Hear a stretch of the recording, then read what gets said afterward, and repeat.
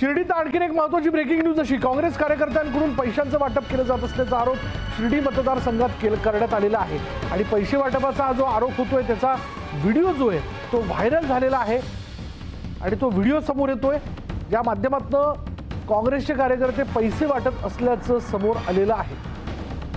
काँग्रेसने पैसे वाटल्याचा आरोप केला जातोय। शिर्डी मतदारसंघात पैशांच्या वाटपाचा आरोप जो आहे तो समोर येतोय।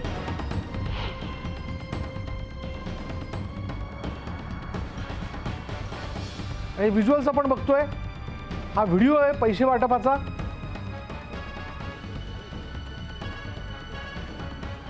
अधिक तपशील आपण जाणून घेणार आहोत। आमचे प्रतिनिधी हरीश दिमोटे आपल्या बरोबर आहेत। हरीश, या व्हिडिओमध्ये दिसतंय की काही लोक पैशांचं वाटप करतायत, नेमकं काय वास्तव?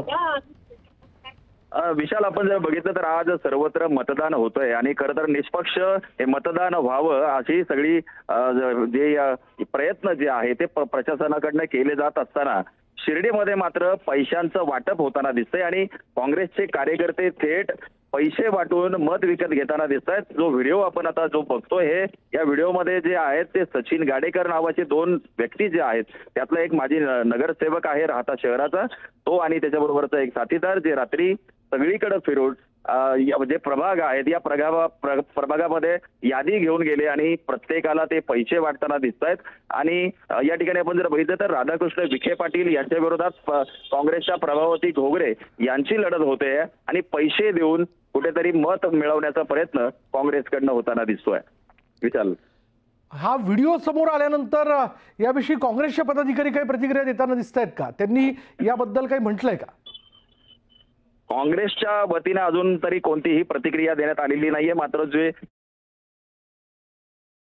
काँग्रेसचे आहे आणि ते नगरसेवक आहेत त्यामुळं यानंतर एक नागपूरची बातमी हाती येताना दिसते। उत्तर नागपूर विधानसभा मतदारसंघात जरीपटका परिसरातील मतदान केंद्रावर महिलांची मोठी गर्दी पाहायला मिळते आणि यावेळी बहुतांशी महिला आणि तरुणी मतदान करायला खांद्यावर भगव्या रंगाच्या चुनरी घालून मतदान केंद्रावरती पोहोचल्या होत्या। भगव्या या ओढण्या बघून आलेल्या महिला आणि तरुणी मतदारांचा हा समूह सर्वांचं लक्ष वेधून घेत होता। भगव्या रंगाची ओढणी या सगळ्या महिलांनी परिधान केलेली होती आणि या ओढण्या घेऊन ते मतदान केंद्रावरती पोहोचल्या।